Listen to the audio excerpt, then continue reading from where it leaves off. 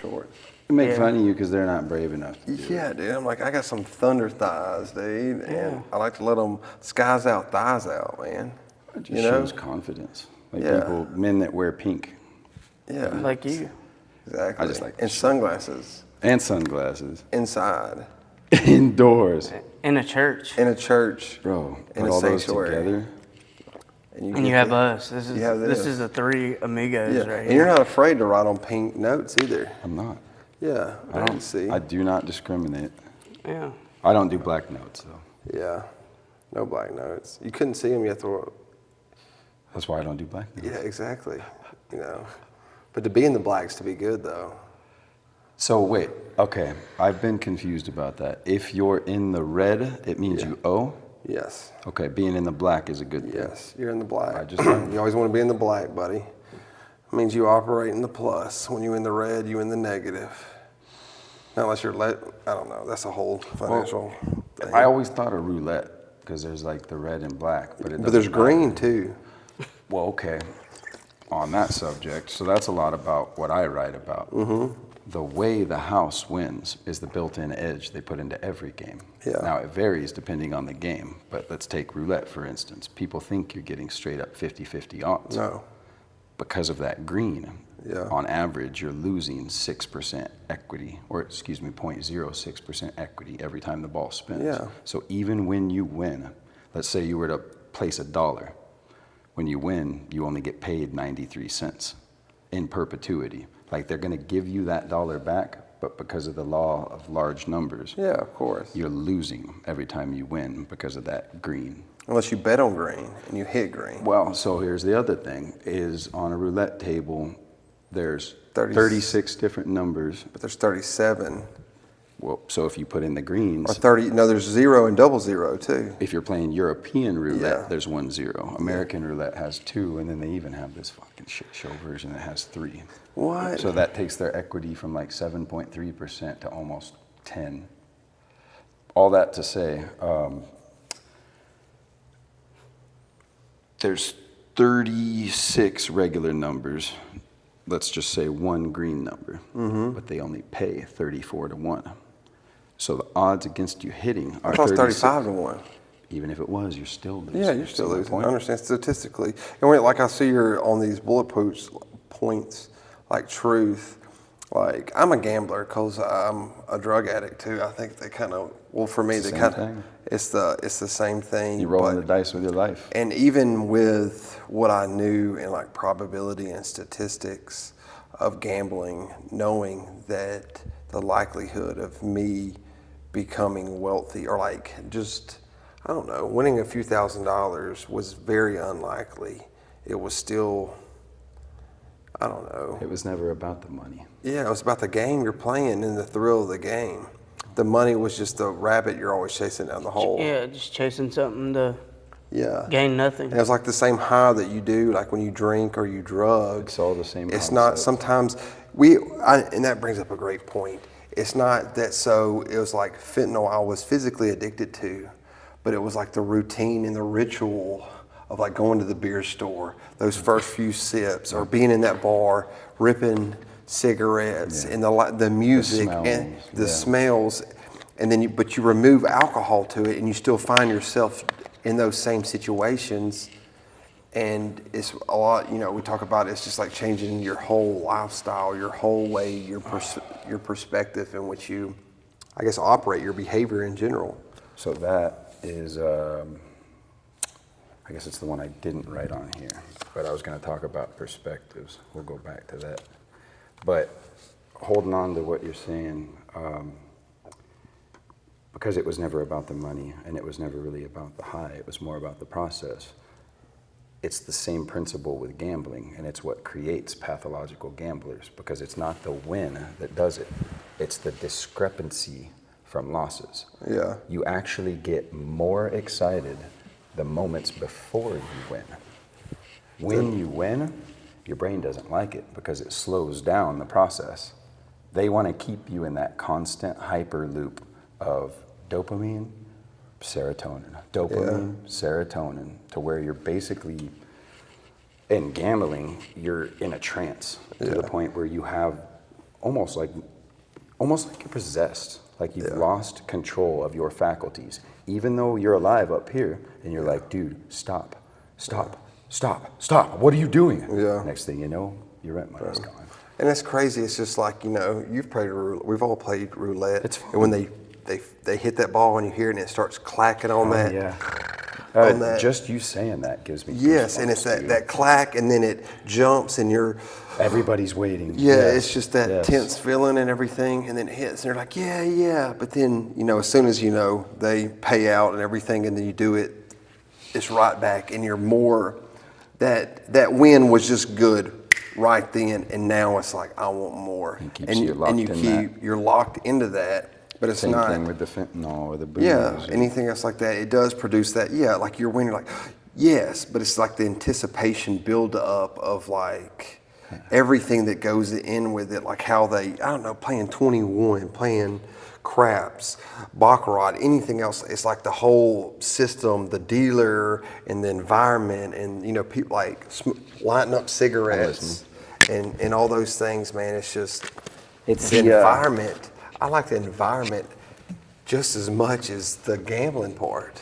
And that's crazy, No, it's not. I was just going to say, it's not crazy. It's literally designed that way. Yeah. From the ground up. I'm not joking. Let's start with the carpet. They pay for this special Italian carpet maker. All the casinos use the same one. The carpets are designed to purposely be repugnant and repulsive because it diverts your eyes away from the floor and up towards the action. Yeah. So now we're up, we're looking at the machines. They keep the red ones towards the outside because they say red attracts humans. It's got nothing to do with it. They put the loudest ones on the outside. Then they make sure they never use a 90-degree angle when you're walking through the gaming floor, because a 90-degree angle forces you to make a choice. And that activates a different part of your brain that they don't want working when you're in there. They want you using, I believe it's like it's your monkey brain. Yeah. When we get locked in that loop, we're only thinking about monkey brain. What feels good right now? Yeah. What sounds good? We're not using the logic. So when you're forced to make a 90-degree turn, it activates that different part of your brain, and it could allow you to slow down and be like, whoa, maybe I shouldn't blow my entire roll on this lady that I just met in the bar because she has great tits. Yeah. But it sounds good. Yeah. So anyway, feels good. That said, in the casinos, instead of right angles, they curve you. Literally curve you into like a zone of blissful unawareness. Yeah. Then you've got the haptics and the sounds coming from the machines that are designed by the best neuroscientists on the planet to hijack your central nervous system and keep you in that perpetual That's what social loop. media does too. It's the same exact thing. Yeah. It's designed to grab you and hold you. Yeah. Like, a doom scroll. I It's- was in there for 6 hours. I didn't even know. It felt like 30 minutes. That's what it does. Consume I've seen to homies risk. sit at the blackjack table for 4 or 5 days. Yeah. No joke. I mean, they'll go piss and shit. But Yeah. They will not stop, and I was one of them, dude. Yeah. When I was in my purest forms of degeneracy, I was the epitome of degeneracy. Yeah, and you say that like, so, I see you today, Eric, man, and I mean, I don't see the degenerate Eric. I see this very articulated man who, I don't know. I appreciate that. Well, I've always thought that about you, and I too. thought that, but I don't see this, and it's hard for me to put you. I'm gonna say it's not hard for me to put you at a poker table or in a casino, bud. But it's hard for me to like say that is like your behavior and that was you in the essence of being that degenerate man. So what was I say that to say this, Eric, to really ask a question, man, is what point in your life you're like, okay, man, like, yeah, that was fun. I got stuck in that cycle. Where was the point of like, man, like, this is not the way. This is not the way, man. It's fun. We talk about it. We joke about it all the time, do we not? Yeah. But it's really, when I really think about living that life again, I'm like, it really makes me like sick. It does. Gives me anxiety. Yeah. So where was that point in your life, man, of like saying, like I got to change? First off, thank you for saying that. Yeah. Nice stuff. And it's true. The man that I describe when I tell these stories, I almost talk about him in the third person because he doesn't exist anymore. Yeah. He died somewhere out there in that desert, which was the plan the whole time. Yeah. So we'll start there to answer your question. As with most good stories, it usually starts with a girl. Brianna and I had been together for a really long time. She was the love of my life, best girl I've ever met. She put up with everything. She backed me, moved from state to state. Her only issue was my drinking. And over the course of 6-7 years, I probably went to 7 or 8 different rehabs. I tried hypnosis, I tried shock therapy. I got these little things I carried around with me. It was a portable breathalyzer that has an app that was connected to her phone. So anytime she wanted to, she could text me and say, hey, blow for me. I know it sounds kind of funny, but it got to that point. Yeah. Because she knew at least if I blew sober that I was safe. Yeah. And that's really all she cared about. But at the time, I was so lost in my own ego. Yeah. And pride and focusing on all the things I was told that if you get these things, you're going to be happy, like the job, the house, the wife. I got to the point where I was successful in the eyes of society in that context, but I was still fucking miserable, and I was still drinking myself to death, despite knowing what was going to happen. I knew she was going to leave. And then she left.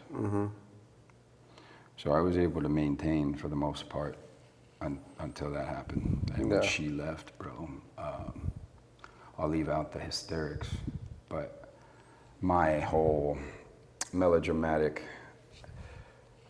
poet in me thought, okay, what better way to end this shit show than the thing that put me in the shit show. So I'm like, okay, I'm going out, leaving Las Vegas style. I sold everything I owned.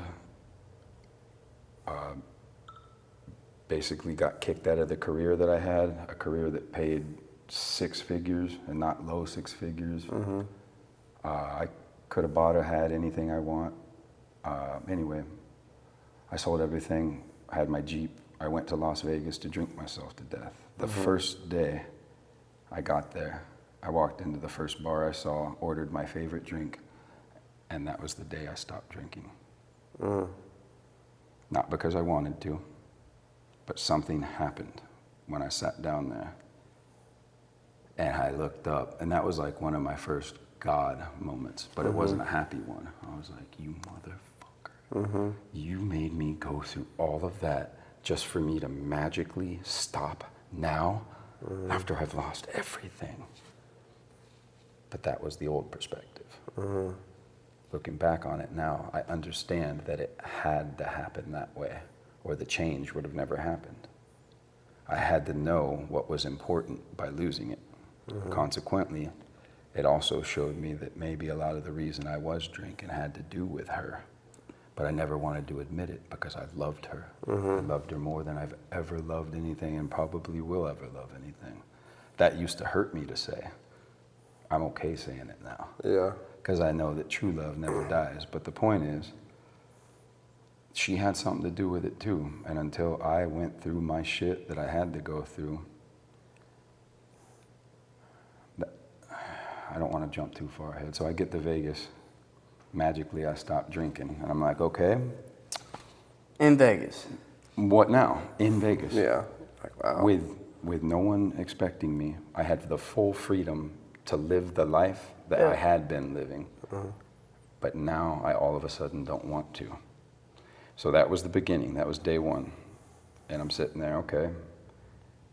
What now? I guess I'm going to still try to have fun. So I wasn't drinking. But we're in Vegas, bro. So I started doing every drug I could find. I started partying all day and all night, trying to blow my money. I gambled, I don't even want to say the number. I gambled so much in like the 8 months. 8 months I was there. By like the 5th month, I was completely broke. I was sleeping in my Jeep. It was like 121 outside. And I had to leave the engine running all night until the gas would run out. Otherwise, you'd like fucking overheat. Yeah. That'll come into play later. I say that it all had to happen that way because the summary of what happened in Vegas, even though I thought I was partying, it was all suffering. Because it was all the things that I loved to do, but all the flavor was gone. And I was doing my best to kill myself. In the meantime, whatever was happening to instill that new perspective shift. That's when I met Coach. So I was playing poker a lot. I thought, hey, maybe the reason I'm losing is because I need a better strategy. So I hire this guy I didn't know very well, but he was referred to me by some trusted, poker players. All I knew was his name was Coach. He called me one day, we chatted a little, and that was back when I knew everything. Fucking Coach, what this fucking guy gonna teach me? So anyways, I had that attitude for a while, but Coach, we could do a whole show on him. So he's a complete stranger. He's just a voice on a phone. And at that point, between the drugs and me not taking care of my body and literally being cooked alive in my vehicle, I started going through this, what the Buddhists would call asceticism. It's where you deprive your body of water and food and everything to basically, you're dying. Your body is dying. But when that happens, it creates this euphoric, like the Indians would call a spirit quest, unlike any drug I've ever experienced. And it happened. I don't remember exactly when, I just remember waking up. And after I woke up that one day, everything was different. And I mean everything. Let's just call it a Tuesday. On a Tuesday, I'm driving around looking for marks somewhere I can get some easy money so I can gamble. On Wednesday, I'm selling everything that I have left so I can bring water to the homeless people because I can feel how hot it is. I only say that not to suck my own dick, but it was those little acts of like being of service, but more importantly, the acts of it's not all about me. There's more going on here than just me. That's why I'm in this position, because I only ever cared about myself. But as soon as I stopped with that and I started thinking about others, magically everything started going right. Granted, the whole time this guy Coach, he would call me every day like clockwork, and I was so abusive to him. I would say the ugliest, hurtful things I could think of to try to get a rise out of him. But he was one of those souls who's been through it, and he knows. And he'd never laugh at me. He'd never condescend me. He'd just listen. He'd ask me a question. And he'd always finish by, "I'll talk to you tomorrow." I never knew it then, but that was a lot of what kept me going. And I was so fucked up. I didn't even know if he was a real person or if he was a voice I was imagining, because he always had the right answer. He always knew exactly what to say. And not only that, he knew how to frame it in a context that ego-driven, crazy person me was able to accept the advice. Like God shit, bro. So there's a lot more. And I mean, I'm writing books about it, but about 2 months before I left, when I hit a good lick, I had about $170,000. I called him. I said, "Get your ass here." He flew out the next day. I met him. He's a real person. He's a family man. He's like a middle-aged Asian dude from Georgia. But he's probably the smartest dude I've ever met. It's about the brunt of what I know about him, because he doesn't let me know anything, because he's smart. All that to say, I'm trying to answer your question about when I knew the shift happened. I knew that something had happened when I woke up that day in the Jeep, and I had never expected to wake up. You get to that point of despair or suffering, and there is a point where you welcome, like you embrace, not fear, but you accept and you embrace the fact that you will die one day, and it's okay. And there's something about that, because I went there to die and I accepted it. I believed with everything I'd ever believed that that was the end, and I made peace with it. When you do that, you're not afraid of it anymore.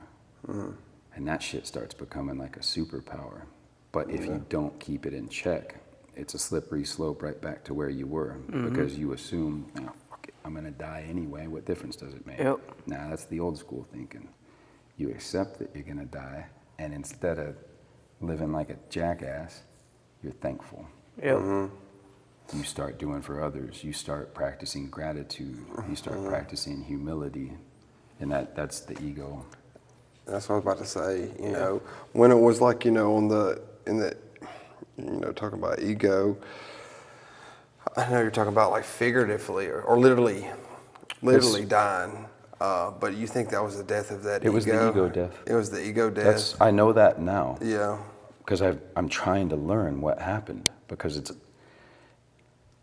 I always say God shit because I can't explain it, and it's literally my job to explain things, and I can't explain it. But I know now from things that I've learned, I suffered an ego death.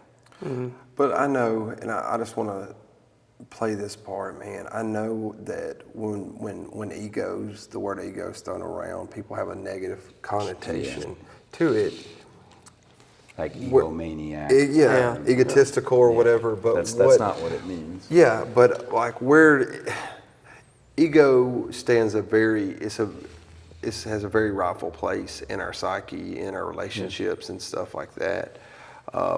Where have you learned in your life, Eric, through your experiences to kind of check that ego, or like, okay, I need to let that grow a little bit? Because ultimate humility, we talk about this, or the Bible talks about it, like being humble is not like thinking everybody's better than you and just giving everything away and just like, oh, they're better than me, or meekness and just, I don't want ever, all that. That's not what that means. No, not at all. And when people think about, ego, it's just like, oh, it's this bad thing. So how do you keep that? Where's a healthy balance for you in your ego, and how you address it, and how you address it in your relationships, your writing, I don't know, your relationship with God, or if you have a relationship with, just really how does that play a part with you, man?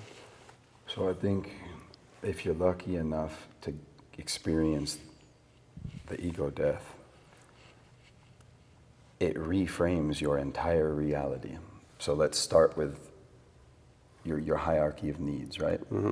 So I go from only caring about wanting money in order to gamble to the only thing that matters is my happiness and my health, and these things that I take for granted every day. So there was the perspective shift that happened because of the ego death.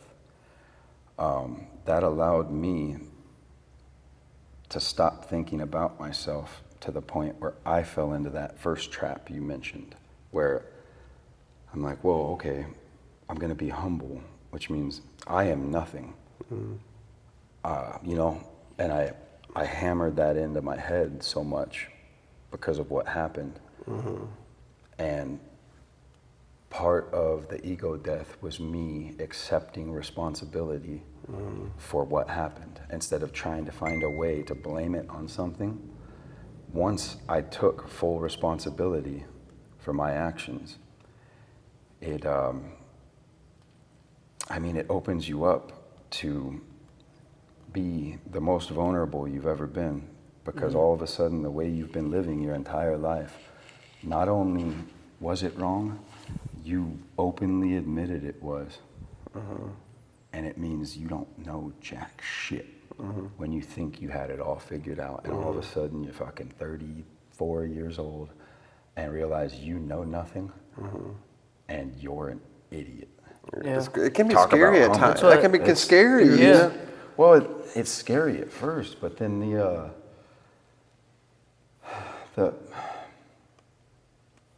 you go through a point where you'll stop caring about yourself because you're trying to do the right things in the wrong way.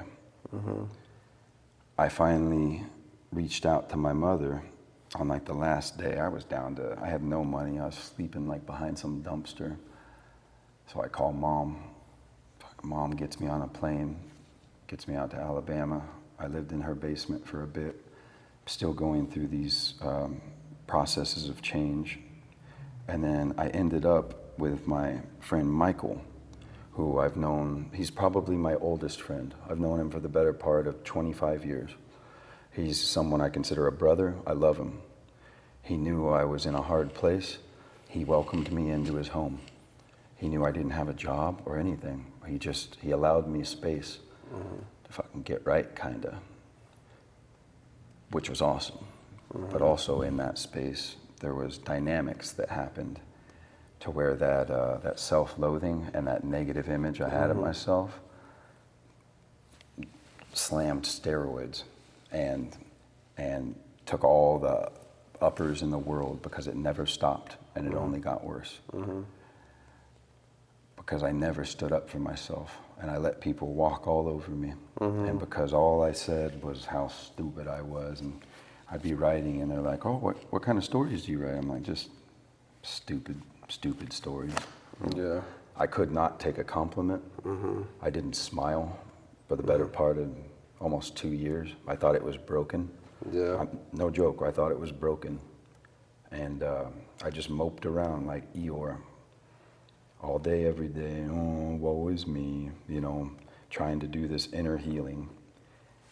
And so not only do you have to experience the ego death, you have to be reborn.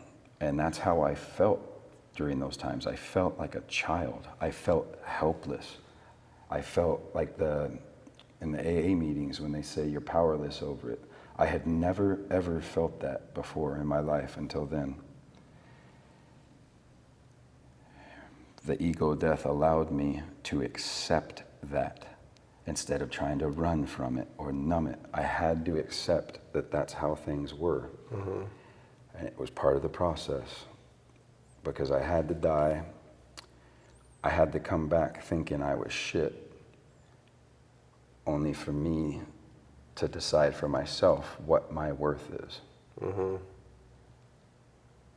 And that comes from the truth. Okay, yeah, see, that's why I do this. That's how my brain works. The truth was me admitting all that stuff to myself, to everyone that I loved. But it wasn't just that. It was the fact that I didn't have to lie anymore. That's a big weight off of you right there. I can be honest with people now, Yeah. and really myself. Yeah. It's a freedom. That's the key word. It's not about being honest with others. Yeah. It's about when With you. you are honest with others. I should reframe that. It's backwards. When you start being honest with yourself and you stop telling yourself lies, you can be honest with everyone else. And that takes a big pressure off of people. Like, just tell the truth. It is a freedom. Just stop lying to yourself. It takes a big pressure off of that. You don't have to keep up with all those lies. Yeah, well, that's what we were talking about like earlier. Go ahead, though. It's like getting hit by lightning on the tip of your dick, but it doesn't hurt. Yeah. It's that kind of, it's a freedom. Yeah. When you start telling the truth, it is liberating. Yeah. They say the truth will set you free, blah, blah, blah, but it's not blah, blah, blah. Dude, there's so much, truth in it. Yeah, I mean, it's like when you do that, it's like having the truth is to not lie. When you don't have to lie anymore, it's like when those shackles start coming up. So you're like, dang, that's easier to navigate, even though it's hard at first because You're not used to it. You're not used to it, And the truth hurts sometimes. And there's times that you It's frame. supposed to. And it's supposed to hurt Because it matters. You know, and people don't want to like hurt people's feelings with the truth. But like that's the worst thing. That's not a you problem to me.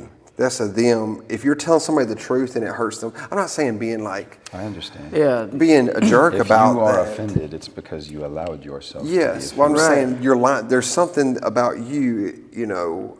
If you're just, I'm stating the truth to you, and if you take that a type of way, that's not on me. But there are some people out there that like, oh, all I do is tell the truth, but it's like, no, you're just being a dick. Yeah, you're being an You know what I asshole, mean? man. There's two different You're ways. using that as an excuse to say inflammatory things. Right. Yeah. With no Like you're not being intention truthful, to, you're like, being hurtful. Yeah. You're not You trying know? to There's a be big productive. difference. Yeah. You're literally just being a dick. Yeah, You like know, that's it. Like you. People will, they'll make mistakes when they're going through stuff like this, and oftentimes, I just want to throw that out there. Oftentimes, people that do come out the other side, they don't come out better for it. They come out bitter, Yeah. resentful, Yeah. and fucking pointing fingers, making excuses. Those are the worst type of people, and there's nothing you can do for them until they're ready. Yeah. But that honesty that you're having with yourself, there's more to it, because the honesty allows you to accept yourself for whatever you are. If you weren't the basketball player you wanted to be, if you don't have a 10-inch dick, if you didn't do the things that you wanted to do, it's okay. That's who you are. Yeah. And that's fucking beautiful. You know the odds of being born are like in the trillions, bro? Yeah. Yeah. The fact that we even exist Yeah. is enough to fight for. I say these things now like it's easy. Yeah. Yeah. But you had to fight to even get to this point to be able to express that. Yeah. You gotta go. And actually kind of believe what you're saying and not just saying words. So there was one I didn't write down, but faith. Yeah. And not faith in the Supernatural. religious sense. Yeah. It's a faith in yourself, Right. bro. It's saying, you know what? Because I'm being honest with myself, I know now what I'm capable of. Yeah. Flip side of that coin is I know what I'm not capable of.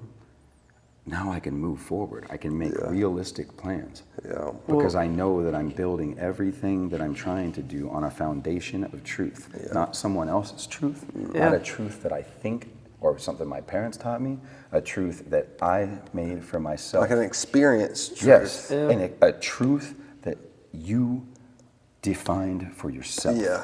Which means it's infallible. That's There's what- nothing that nobody can say that's going to change it because I lived it. Yeah. That's truth. Yeah. You know? That's what we were talking about this earlier, dude, is how many people go through life that it's like you were talking about like kind of a God thing earlier, right? Well, people go through life being so like they're like, oh, I did this for somebody.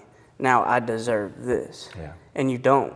Oh. So when you actually figure out and you let that ego, have that ego death, and you realize, oh, if I do this for somebody and I don't expect this, even if you don't get it the next day or a year or whatever, in some certain way, but you can't be like just looking for it. It's not like you peek around. It's like, oh, there it That is. defeats the purpose. Yeah. But if you go through life and it's not about you, we know that. But if you go and you just do it for a genuine purpose, because it's the right then thing you to do. gain something. Yes, and that's Because it's the right thing. It's the the right truthful. thing to do. It's the And you know altruistic that. way to the best way to do that. Yeah. And it's is not- the easiest way? No. no, it's the hardest way. Yeah. You know, It's is the hard most to do the comfortable right way? thing. No. No, It's not any of that. And it's I think awkward and it hurts. yeah, and you're because just it like matters. you know, there's emotions because you know, I found like in my life is that uncomfortability and that like I don't know, uneasiness of like not knowing exactly what to do when you're doing the right thing. And me and Chase talk about this a lot because, you know, we feel like, I won't say stuck at times, but it's like we grind, we're trying to move forward. And then at the end of the week or the end of the day, it's like, dude, I don't feel like we got nothing done. We went backwards. Yeah, in a sense, and you're frustrated, process. and you're mad at yourself, you're mad at other people, and then, you know, I'll start like, well, if they People would've are did mad that- at you? Yeah, people are mad at you, like, well, if they didn't do that, then shoot, this would be so much easier. But through those times, those struggles and everything, you're learning to navigate this world. Yes. Because a completely new world. yes, Yeah. navigate this completely new world. And really, I say, like, in a tangible sense, we didn't necessarily get done what we expected to get done to acquire money, but the skills and the lessons we learn through that on the next side, it becomes with that expectation and, I don't know, navigating those things. Because, I mean, you know, at the end of the day, we are, I don't know, our Achilles heel is money, because that makes our world, it is important. We say it's not important, it is important. Okay, let's be honest about it. Okay, you have to eat via money, you have to do these things. But I'm just saying that's not the end goal, is to amass the most amount of numbers in my bank But account. they've convinced us of it. Yeah, they Yeah. have convinced us of that. But what I'm saying is that in our world at times, you look at that, because I mean, at the end of the day, you got to pay for people who got to pay for mortgages and got kids in school. I understand that. I'm not saying that. Pay one way or the other. Yeah, but I'm like, how is this experiencing help us become not only a better businessman, a better business, but honestly, better people? Yeah, but this is how I explain this too. Now I go through this through my mind a lot now, is where people call 1%, right? Well, you just said a good statistic right there, how we're one of a trillion that are born. So that makes us up 1%, right? But the 1%, Not even a fraction of yeah, a fraction of a fraction. right, but we're going to call it our 1%. My 1% now is what I do to wake up every day to be something that I want to be. Because a lot of people wake up and do a 9 to 5 and they just, to get through life, right? Well, my 1% for me is how I value my 1% is I want to be something because I wake up every day to achieve something I want. Not a lot of people do that. Will They you go elaborate on the 1%? Like, Yeah. what's the other 99%? people that just go through life and just Okay. accept it. Okay. They're just So- going through Back the on track. motions. Back on track. Yeah, they're going So through the motions. I sorry if I understand. confused you No, there. no, I'm back on track. But, That makes like- sense. Because you're right. Because everybody values a 1% as money, right? Well, They see, when they think hyper successful, Right. Yeah. rich. It's Yeah. numbers in a bank account. Right. That's what we define as Ones and zeros. It's ones but and zeros. I want to be a 1% that I wake up every day to go to not be. I don't want to go to that 9 to 5. I'm not built for a 9 to 5. Not either. You know, so therefore I have to be a 1% of those people that I wake up every day and I go strive for something. I go build something. We're building a business, or it's So the you're people. saying it's your sense of purpose, Right. but when you frame your sense of purpose as something that's not shallow and materialistic, Right. but you frame it in the sense that no matter what, I'm going to improve today. Right. You can't lose. Right. Bruce Lee says that shit. Yeah. I never lose. I either win or I learn. Yeah. If you go that's every what- day like that, dude, you're invincible. That's where I was gonna say is that's where a lot of people they go to this job that they're miserable at, and they learn something, but they learn one thing, and then they get good at one thing, Sure. but then they get tired of that one Like thing. specializing in one thing. Yeah, but then they're like, oh, but this is all I know. Yeah. But And they're I'm like, but they're so comfortable, and this is where I wanted to get into it, is because that 1% is uncomfortable. Yeah. So That's how you people- grow. You're never going to grow in your comfort zone. Right. Ever. But my 1% is getting uncomfortable. Because at 99, you can sit in there, you can sit in a daily life and be comfortable with something, and you get nowhere. Well, that's the same with the booze, with the drugs. Yeah. You got high because you wanted to feel that comfort. Right. Yeah. And Security. you gain know? nothing. You my gain wife, nothing. My wife can go get her nails done, and she don't yell at me, and she has sex with me for once a week, and I really don't enjoy it.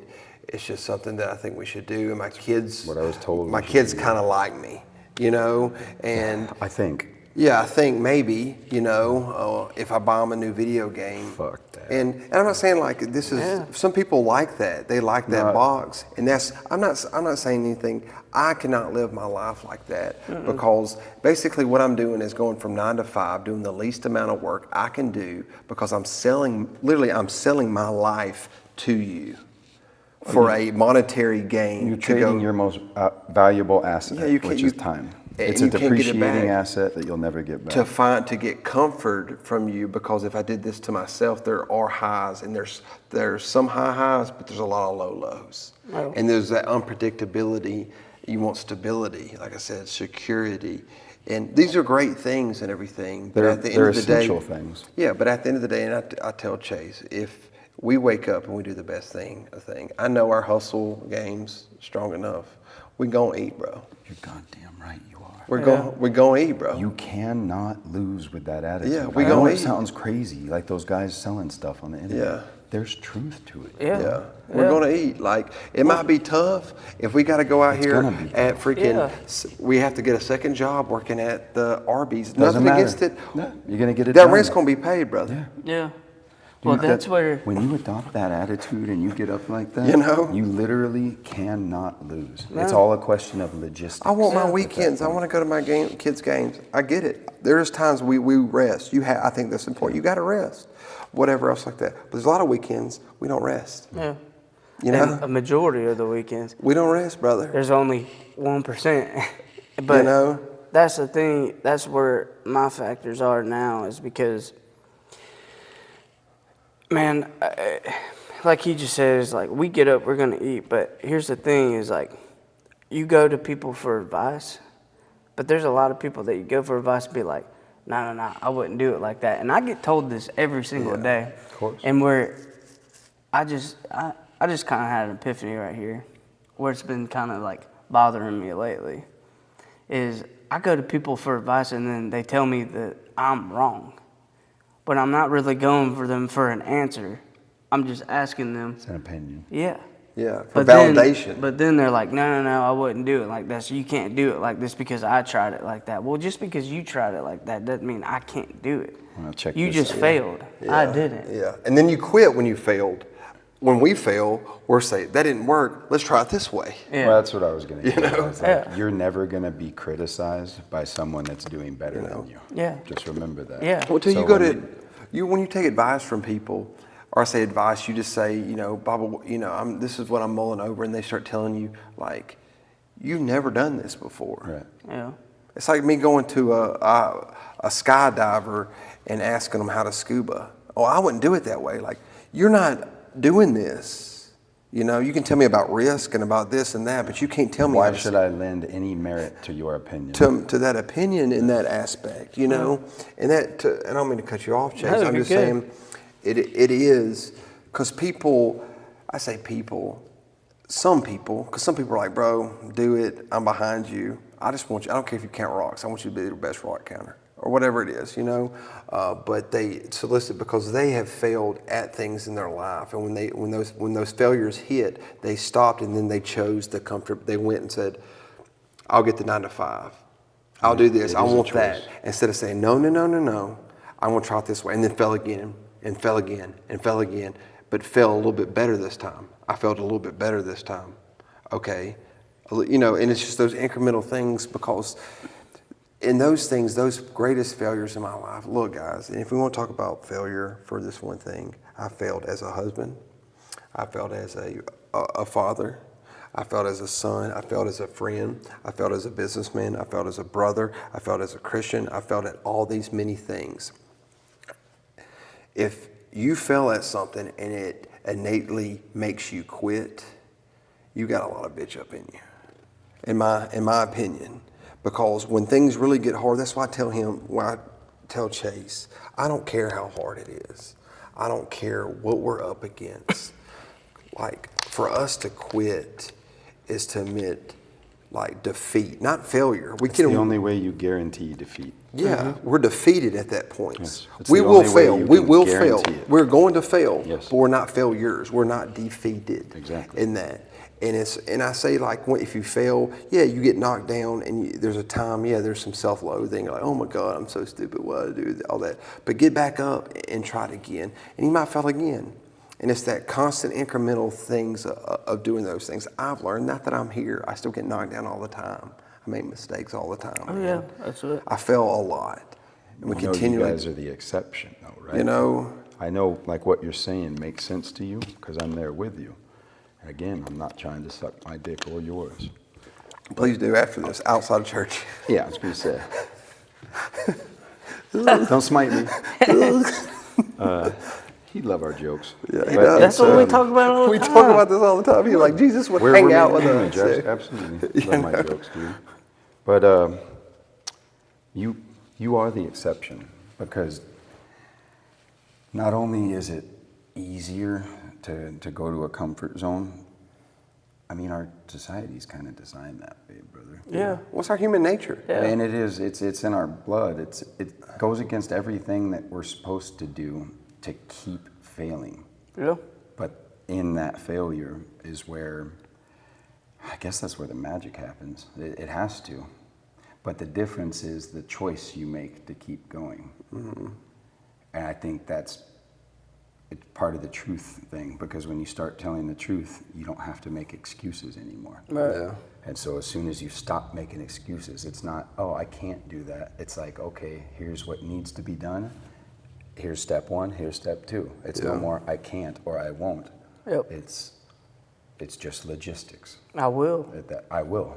And like, seriously, when you stop making excuses and you adopt that mindset of you will, it's like a fucking superpower, bro. Yeah.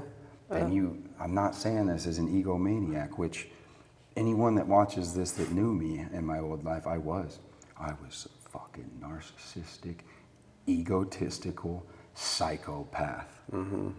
I mean, Still a little psycho, man. 100%. But the coolest one. You're the coolest psycho I know, bro. Yeah. Check it out.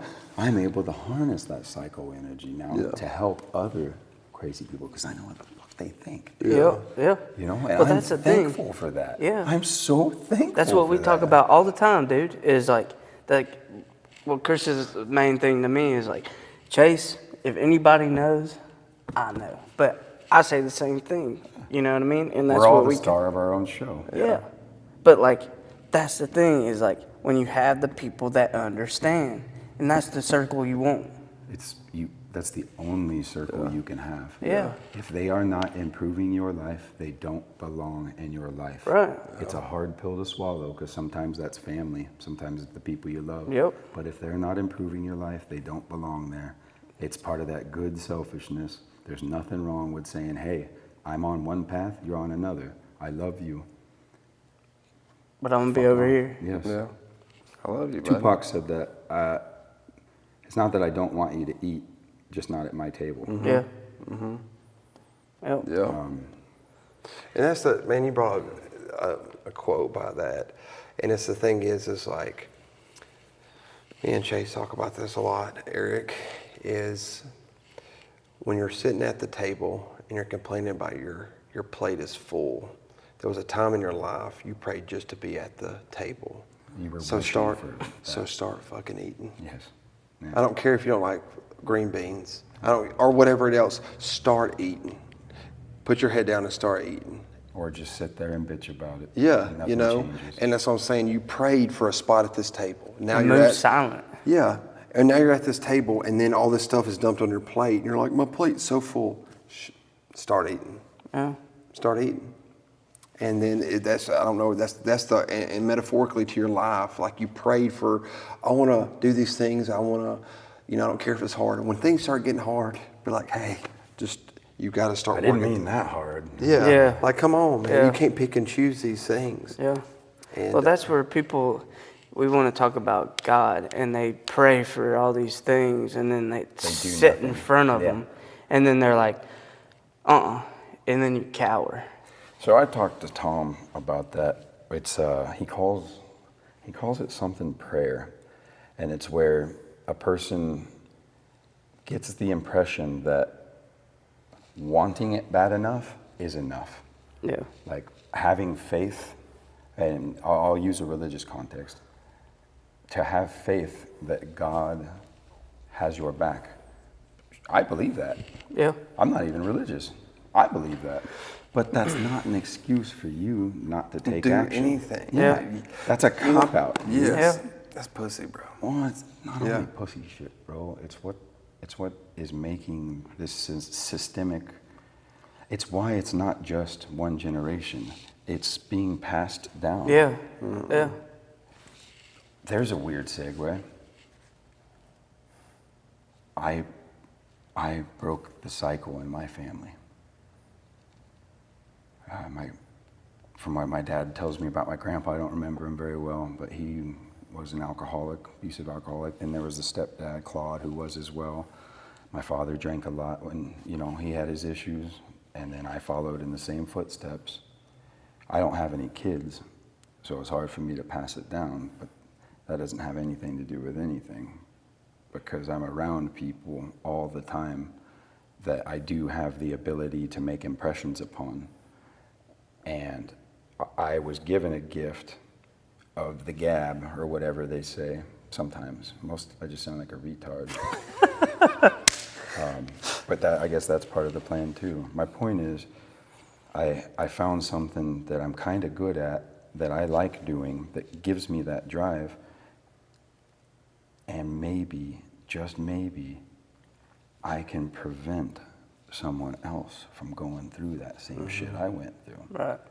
And That's why we do this, man. Yeah. But here's the flip side, right? If we just got through saying we had to go through all that to make us the men we are now, and we're better men, then we'd be doing them a disservice. Right. So that comes back to your other point about finding that balance. And where do you check the ego?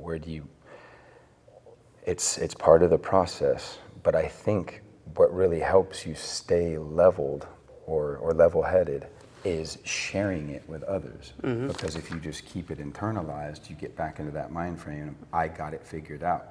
But if you're sharing it with others who are actively pursuing the same goal, not only is it real-time feedback, you're getting data. Yeah. You're getting results. Yeah. Okay, that worked, that didn't work. Yep. Trial and error, man. That's why I think the farm what do I say? That is a magical place, and it needs to be protected. Since I'm not the leader, all I can do is touch the people that I can touch, which is why I try to make it a point to reach out to people and say hello, let them know that I'm thinking about them. That they didn't just go do some 6-month thing and now they're magically fixed and they don't have to talk about it anymore. Yeah. They're just, oh, I'm healed. Yeah. Yeah. No. Well, that's the thing, man, is like a lot of people do, or it's sad to see, and I'm not going to say names, but it's befriending the people that we met through there, but then seeing them, you go through this 6-month process, and we all go through it, and then all of a sudden they're back to doing Nothing what they were changed. doing because they didn't want it in the first place. They They weren't ready. no, but you can talk about, but there goes the things, you can talk about things all you want. See, But until Georgia. you put the effort into Georgia. it It's just to work. actually do something, you're never going to actually do it. So there's my point again. You guys are I'm here. We are the outliers. You know how many people we were there with fucked everything up? Like all of them. And I'm not making fun. It breaks my heart, dude. Especially the ones I was rooting for. I mean, I'm rooting for all of them. But, so many people. I'm not going to say they didn't change, but they just went back to the same thing that put them there. And it hurts the most, not because you see what's happening to them, but because you know that the good things that have happened to you, you can't even share it with them. Yeah. Because they're not ready. They're not even going to listen. Yeah. You can try as hard. You can pour your everything into them in vain. And you're still doing the right thing, but you're wasting that good energy. Well, I tell Chase, we talk about, and we've talked about it on Shouldn't say here. waste. Yeah. But I'll reach a hand out for you when you're like having trouble swimming, but I promise you I'm not going to drown with you. Yeah. I will not drown with you. No. There's a biblical aphorism about that. Yeah, I'll help you. I'll give you a hand up, but I promise you, I'll cut my hand off before. I'll cut my hand off before I let you pull me down. That's how serious I am about it, you know? And that's how much you've determined your life is worth. Yeah. Not anyone else. You did that, bro. Yeah. How fucking cool was that? Yeah. I'd rather go through a life without a hand than to be back there. I mean, not literally cut off, but you know what I mean? Like our relationships, whatever it needs to be done. And it hurt. And that's the thing is getting to the point of doing that, man. It sucks, you know, and how people like you really, when I say it breaks your heart, not like in a love sense, but like, you know what I mean? Like it has to. It like crushes shatters you, man. you, You're yeah. just like, geez, It this literally hurts so destroys bad. everything that you were. You know, and to feel for that you had to do that. But then in the sense of, I don't know, the value in the work you've put in and the hell you've been in to do that, like that's not the way. And the way is the hardest. I mean, it talks about, you know, whether it's Buddhism, Christianity, Islam, or whatever, it's the ultimate, like, you know, nirvana, heaven, whatever it is. Spiritual. But like you have to, in the Bible talks about this, whether it's better to enter heaven with no eyes or one hand or one leg or maimed than it is to have two legs and walk into hell. And I think that's a euphemism, a metaphor of life. Like, it does not matter how good this feels or how good you want it for people. Yeah. If they're dragging you down, you gotta cut your leg off, man. I'm going through it right now with a few of my buddies and stuff. I've got people calling me. I mean, I've had in the past week, you can ask him, I've had probably 5 people call me and ask me for money, this and that, or advice for a loved one because they don't know what to do anymore. And I have to tell them the exact same thing that I had to go through. They have to suffer. They have to suffer. Literally have to suffer. Sucks to they say have to that figure it out. It does. Because like, you're being literally the most honest you can be. I'm like, I don't know. You're being the most realistic. I want to say the honest. I don't know what I can't tell you what to do, but you're gonna have to watch them go through what they're going through. It's gonna be the hardest thing you've ever done. Well, they're gonna die. Or it'll be the hardest thing you've ever done, but I promise you, it's worth it. Yeah. Because the alternative, Yeah. you ain't here anymore. Yeah. So I like that about it's better to go into heaven blind or one leg than to go into hell with two. Yeah. That's a great. Though that's in the Bible. It talks about it's better to go into heaven maimed because you'll be restored. I don't know. I don't read the Bible. Yeah, much, no, I guys. get But the it's the gist of it, man. No, that's great. Of that, and that's how hard, you know.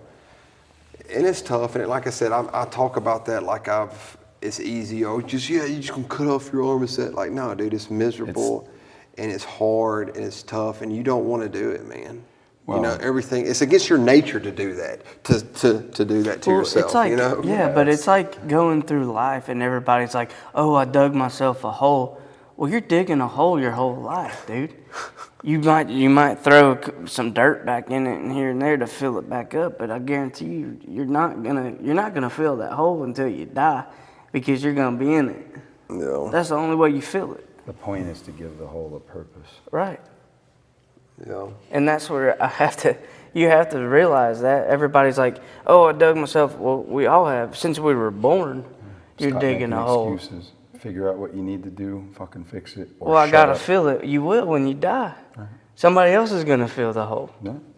But how are you going to be remembered? Or whatever your purpose is in life, I don't care if you really remember me. I just want to know. I just want people to know I did.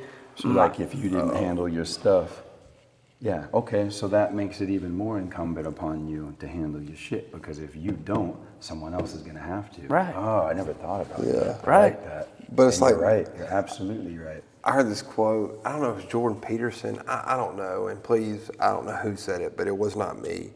But it was like naivety of benevolence does not negate its power. It's Peterson. Peterson. Yeah. And it was just saying, it's just like, Yeah. just Sticking because your you head in the don't, sand. And Just because you does not know does not negate the power of the darkness. Yeah. You know, just because you don't know or you don't refuse to look at the demons in the room, don't mean they're not going to devour you. Yeah. You know, if you don't say, "Oh, And I we've don't all believe in felt wolves." that one. Yeah, I'm saying I don't believe in wolves. Well, the wolves are about to bite your leg everything off. will be okay. Glug, glug, glug. Yeah, and that's just because you're naive to something. It doesn't, or turn your head does not mean that that's not going to happen. Because the wolves are always coming. Yeah. Always coming, man. You got to meet the wolves out on the gate, because if the wolves are at my gate, I'm going to be overwhelmed. I have to meet the wolves in any terrain, under any time of day, under any circumstance. And I have the tools and the weapons to defeat them. to go out there and do battle with them. Yeah. Those are the tools you gain every day Yeah. when you choose to get up and keep failing. Yeah. That's what you gain ultimately. It's Yeah. just most times you don't realize it until later. Right. Well, you can We're keep the digging. lucky ones. You can either choose your weapon of choice. You can keep digging your hole. You find that shovel and you keep digging, or you find something to help you slowly freaking bury it back. But Start building a ladder. yeah. I mean, whatever it is, whatever it takes, man. And look, I wish it was easy, because there's a lot of days I'm like, I don't want to do this. I mean, that's just like, bro, I don't feel like fighting. I'm done. I just want peace and everything. You know, I want to relax for a I little want bit. to do nothing. Yeah, I'm like, I just want to like chill and everything, but like, I don't know. And I've been in that mindset lately, dude. Yeah, but I mean, there is time there you do need to. You do need it. You do need the rest, but I'm saying just like, dude, I gotta go out here, I gotta do this, I gotta do that. You look at them like these burdens on you, but to live, to be human is to be burdened. Yes. Yeah. You know, to be human is to suffer. So to not have that would make us essentially non-human. Yeah, it would be fruitless. Yeah. But the key to all the magic I talk about lies right there, because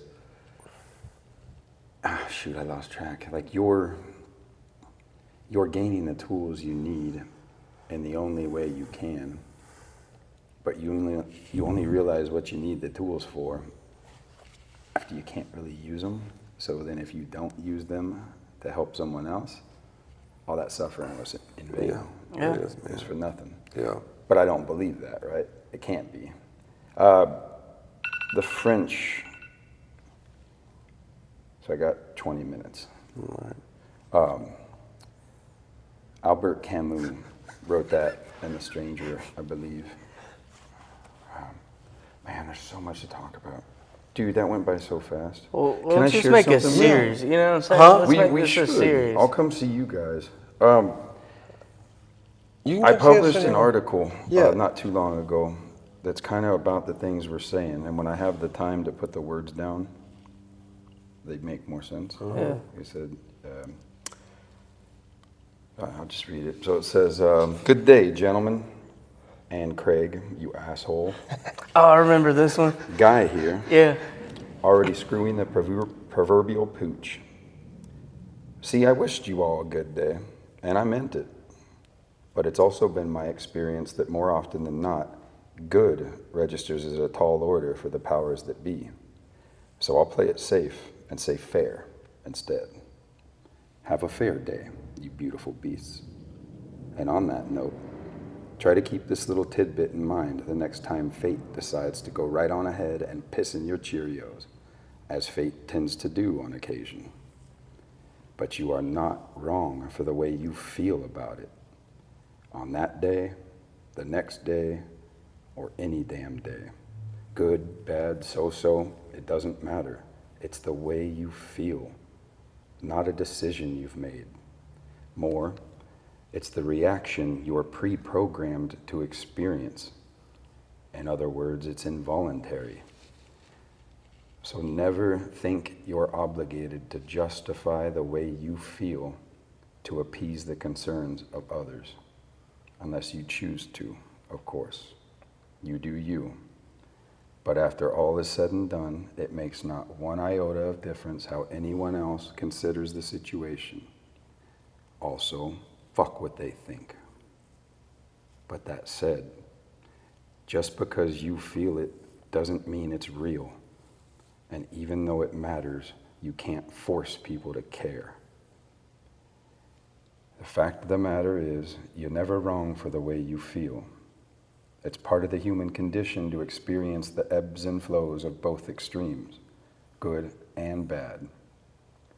The former being self-explanatory, and the latter a necessary catalyst for growth. But regardless of how intense your feelings may be, they will never dictate the nature of reality, only the way you perceive it. This is a hard truth, but a necessary one. And here's Guy over here, validating your emotional vulnerabilities and reminding you that your sense of well-being is not only important, but vital, which is most certainly true, because it most certainly is. But understand me, that does not mean you get to use those feelings as a crutch you can just whip out when you don't feel like showing up for yourself anymore.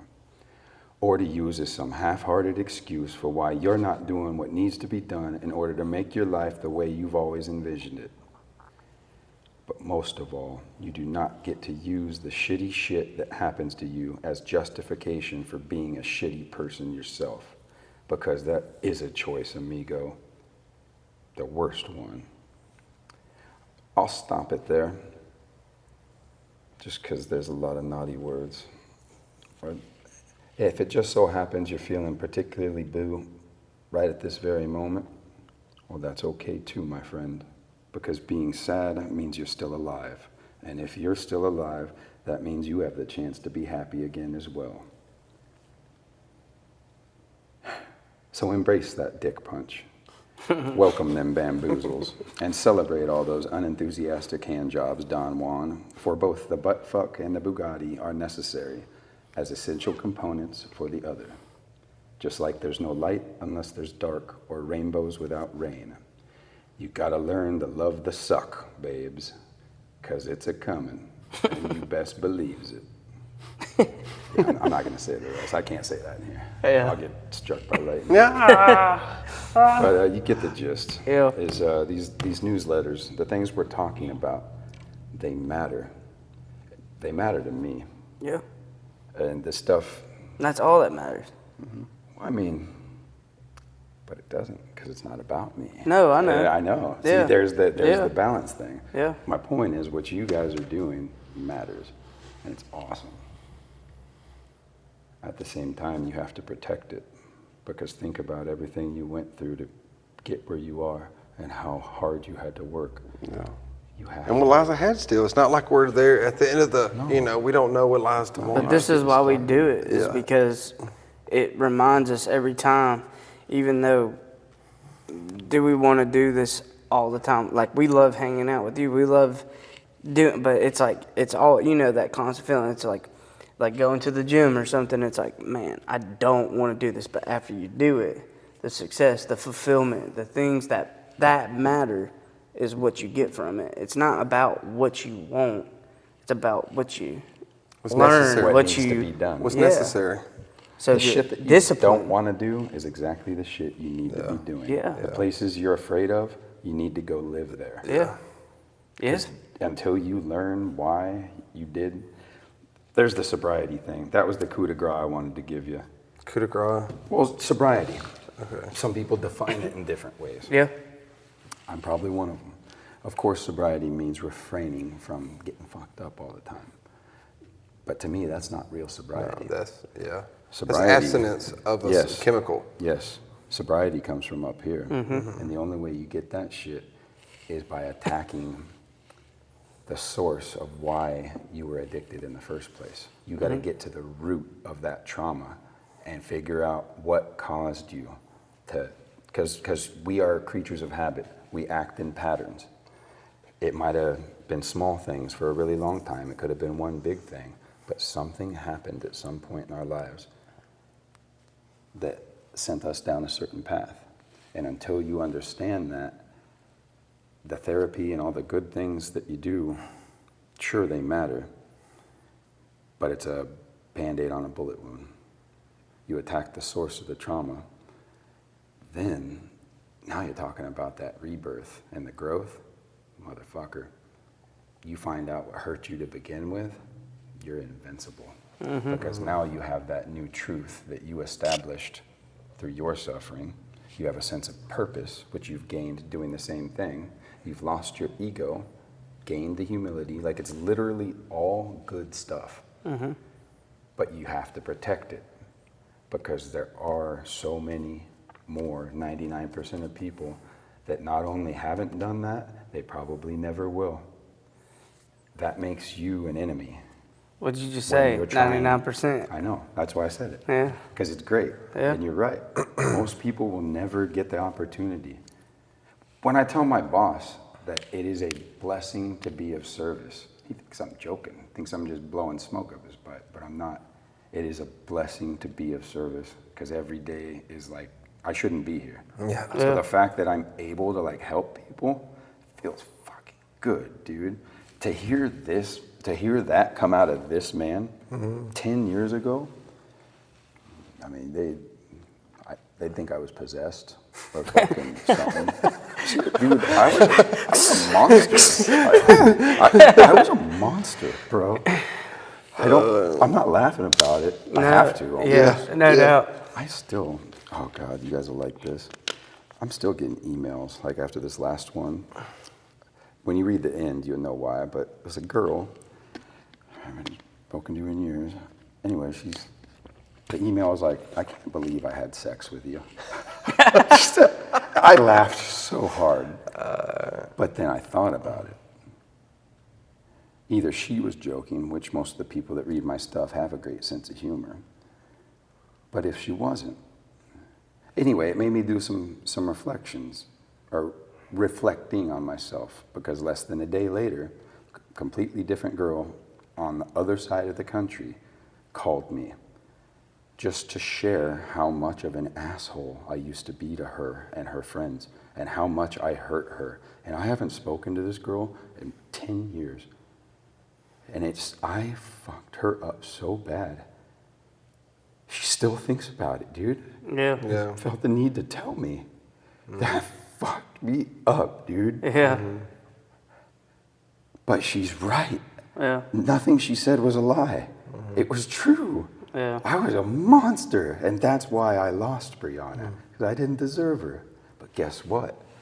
The worst day of my life was the best thing that ever happened to me. Yeah.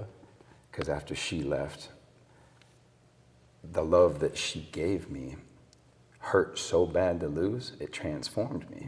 So there's more of that God shit. Yes, I lost her, but because the love was so real, it made me into a better man, even when she's not around. How kick-ass. Yeah. I wish she could hear that. Yeah. She blocked all my numbers, obviously, went full no contact. I don't blame her. I just hope she knows one day, you know? I don't know, how do you fucking tell someone that?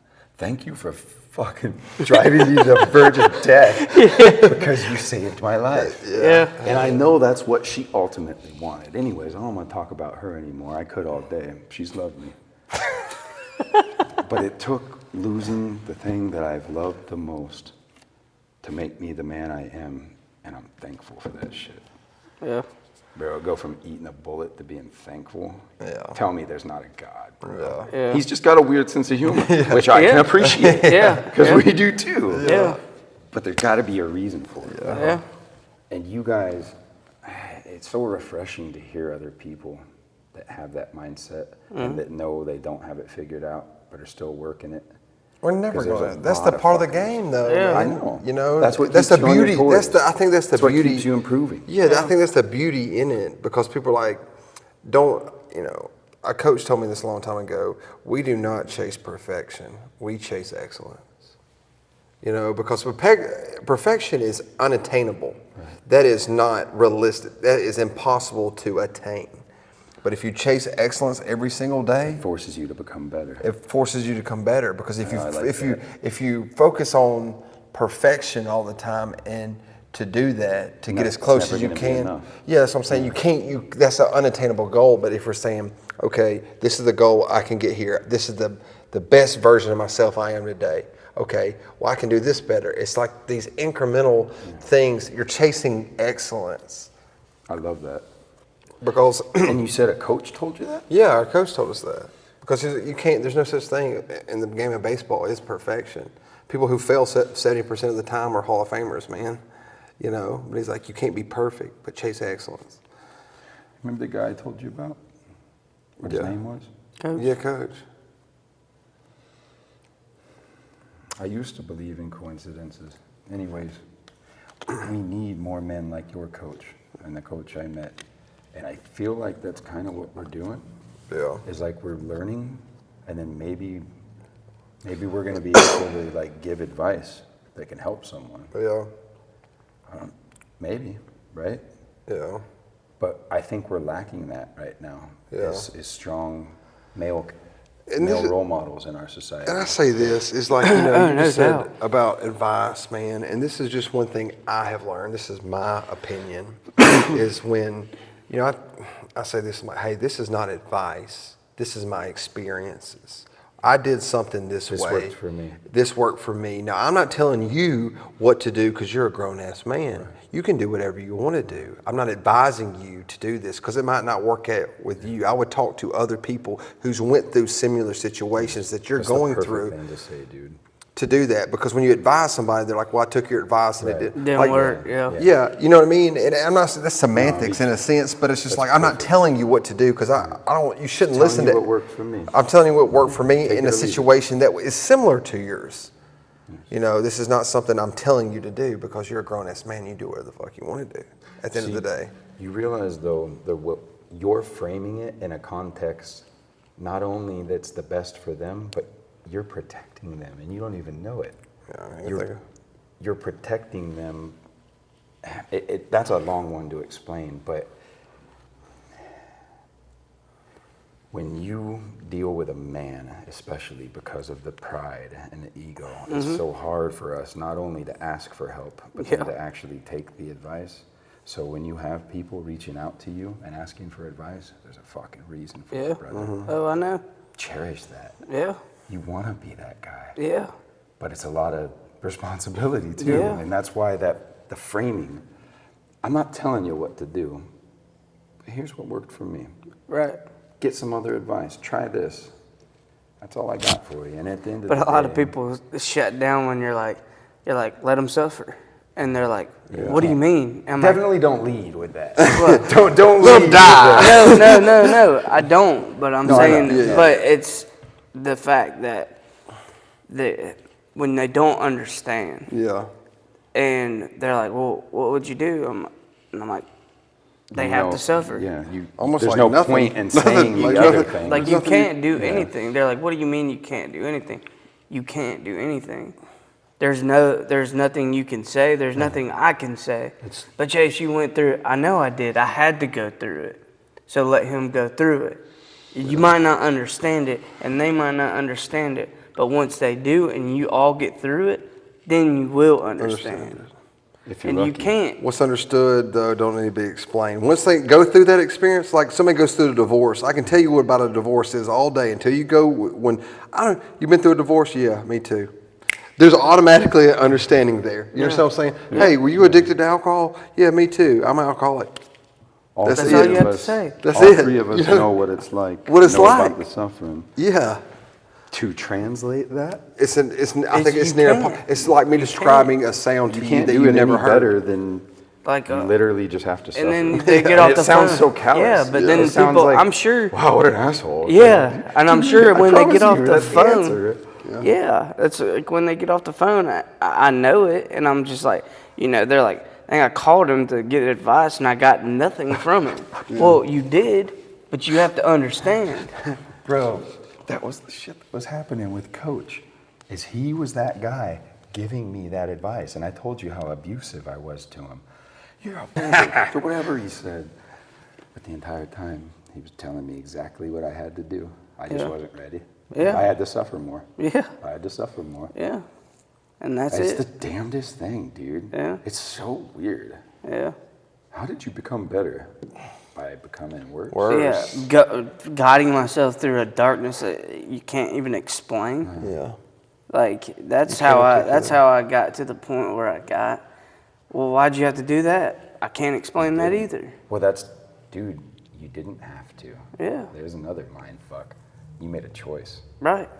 A lot of people choose They choose chaos over. Yeah. But at the same time, they choose the easy route. listen to this. So the life we chose was so uncomfortable. That's what we've always chosen. We just had to didn't know learn it the different. hard way. Yeah. You have to learn the hardest way possible. Yeah. Or So nothing like, changes. so Give me did the we? worst That's so stupid. Were we wrong? I'm When just God kidding. was No, assigned we were to us, definitely like, wrong. give him the worst. Give him the worst of everything. He won't learn Yeah. anything any other way. Yeah. Can you make it? Yeah. Give him every adversity in life. Yeah. See what we can do. He's like, God, are you high? Yeah. Shut up and do it. Like when he made the aardvark. Throw him out there. Make him lay eggs, but he's a mammal.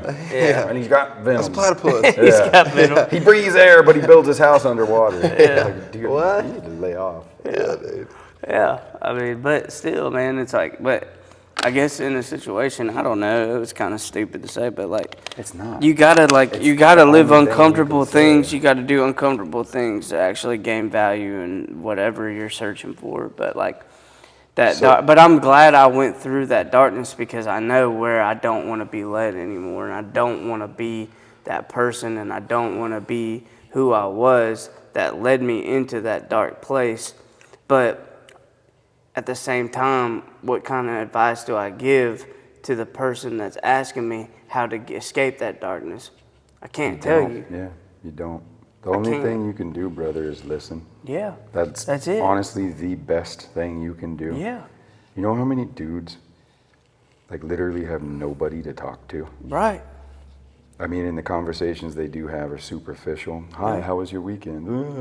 Did you see the Bills play this weekend? Exactly. Yeah. You know, it's Yeah. Football, it's the do it, same do it, thing football. the Romans Do it. did with gladiators. Football. Oh, football. Yeah.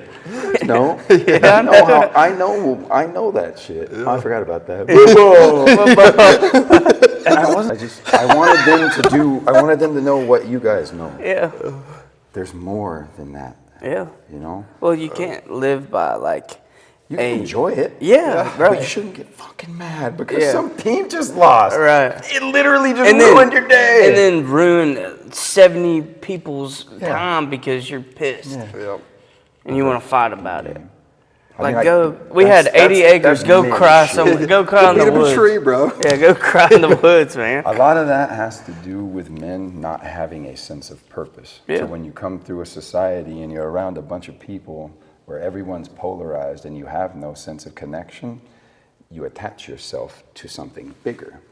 If it's a sports team, a religion, a fight club, whatever it is, you find a meaning bigger than yourself. A lot of people use AA. Personally, I think kind of the journey you guys are going on, the journey of self-improvement is, I think that's the goal. I think that's why we were put here, honestly.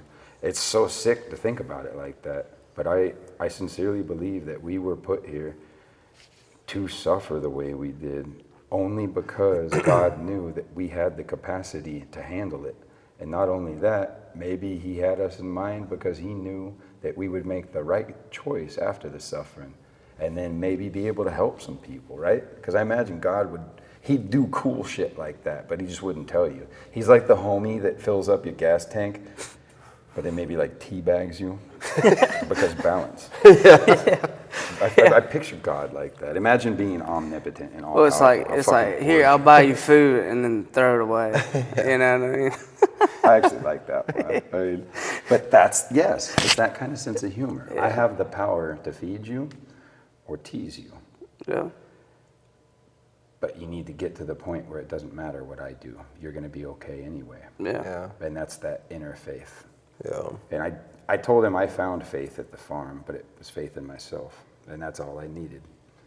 Whatever. Start believing in yourself again. At the end of the day, we talk about this, Eric, it's about recovery, whatever that means to you. If it's through God, great. If it's through you're finding faith in yourself, great. If it's through AA, great. We have these polarizations, like you said. This is the right, you have to do it this way. This is the right way. Compartmentalize things. Yeah. And it's like, no, like, I want you to be the best whole point is version of getting yourself. better. I don't care what that is. Yeah.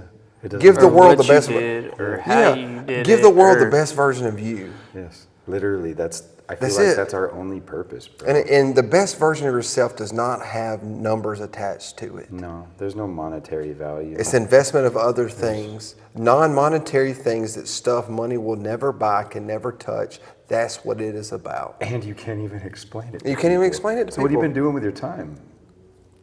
Telling dick jokes to strangers on the internet? I'm being serious. But that's only because I want to make them laugh. Yeah. Yeah. Because that's like my thing. Yeah. If I can make you laugh, then we can sit here and talk about the ugliest parts of our lives, and it's okay. Yeah. Yeah. Because we broke that ice. Yeah. That's my approach. I like the angle you guys are doing. I like the long form conversations where you could dig into stuff. Like the Rogan and people. Not saying that they have all the answers or that we do, but when you allow for honest and open discourse with a collective goal in a judgment-free zone, you're going to hear the real shit, the shit that matters, not stuff about football or whatever. Yeah. Investing in real estate will make you rich. Yeah. I mean, overnight. Yeah. Like, I don't care, dude. Be rich. Give me your last $500. Yeah. I just need some Like, crypto. Here's my OnlyFans link. I don't care, dude. I don't care. That's the kind of shit I love writing about because everybody sees it. We all know it. And People believe it. we're just supposed to suck that dick and then be thankful for it. Yeah. Yeah. Piss on that. You suffer, it sucks. But then you learn what's important. You learn what has value to you. Now, all that advertising, those Bugattis, all that fancy shit that everyone else wants, literally means nothing to me. Nothing. We talk about that. I Like, get I don't my care, stuff from the dude. thrift store. I don't care. I do not care what you think about me. I'm good with me. Yeah. Fucking freedom. Yeah, dude. That is a freedom, bro. Yeah. Yeah. People work their whole lives to feel like that. You know what I mean? Yeah. The Pharaoh and the people that built the pyramids were both buried in the same size grave. It doesn't matter how much you attain in this life, in a monetary, physical sense. If that is true, then the only logical reason we are here is to improve the lives of those around us. That has to be it. Otherwise, I think about these things. Nothing makes sense. If our purpose isn't to enrich, so then you go Camus again, where it's like, is life meaningless or do we create meaning? You create meaning because it is innately that's meaningless. Nietzsche. Yeah. It is to suffer. It is. It's absolutely. But how do you find the least amount of suffering But here's collectively to yeah, make but that better? then you see all these things like it's the rich people and they've got everything, but they are the most sufferable people Because it doesn't matter. because it doesn't matter. Viktor Frankl was a Holocaust survivor. He made it through Auschwitz. He wrote a couple books, but he has some perspective on that shit obviously we could never understand, but if you ever want to go down a deep dive and you need some perspective changes, just look up Viktor Frankl. Because when you get reduced, say, to your bare essence, when you fuck up the worst, when you lose everything, you'll never be more vulnerable, but you'll also never have that opportunity to regrow as you do, unless you go through the whole thing again. So it's almost like you feel bad for the people that didn't fuck their lives up, because they're never going to understand the freedom that comes with that honesty and that self-assurance that no matter what they think or what they say, I'm going to be okay. That's fucking awesome, bro. That's God shit again. Yeah. That's God shit. Dude, I want to keep talking, but I promised these people I'd do this. Yeah, we got. Yeah, we're about to. I need to stand up for a second anyway, dude. We've been sitting here for a while. It went by fast. Yeah, dude. Thank you for coming on, man. Yeah, dude. Oh, dude, I'm so glad you called. Let's make me. this a. Let's I make wanted it, to do it dude. the Let's last do We it. can do a series. Yeah. Series Anytime with you Eric. guys want to talk with me, you Yeah. know I will. Yeah.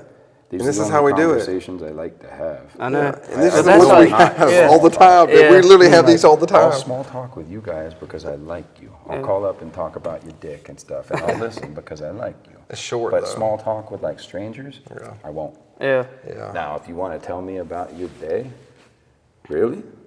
Bro, I'll listen all fucking night. Yeah. I will, because it matters. Yeah. And we all know, at least the people that went through that stretch where nobody listened to them, those are the ones that listen the best, because they know what it feels like. Yeah. Just like the people that suffered the worst, they turn out to be the nice ones. Yeah. And it Because they makes know what no hell sense, is. 'cause They really know what hell is. And they don't want anyone else to go You're like, through that that. sucks, dude. Don't They- go that way, they bro. They make it their purpose to go prevent this way. people from. Yeah. That's God's shit. And people are, why are you smiling and saying don't go this way? I'm like, because it sucks so bad. It's so bad, but like, I know you're gonna, so it's kind of funny. Yeah. Good luck. Yeah, man, it sucks, dude. Well, man, thank you for coming on, bro. We'll do this, like I said, we can do you this recording? once. Huh? Yeah. Yeah. Forgot about that. Hey, you're right. It worked. What? We were just talking. I forgot about the whole. You'll forget about all this stuff. Oh, dude, you guys are gonna put this on the internet. Far Yeah, out. we I are. don't care. Hey, everything I say, I back. Peace. Yeah, we'll see y'all.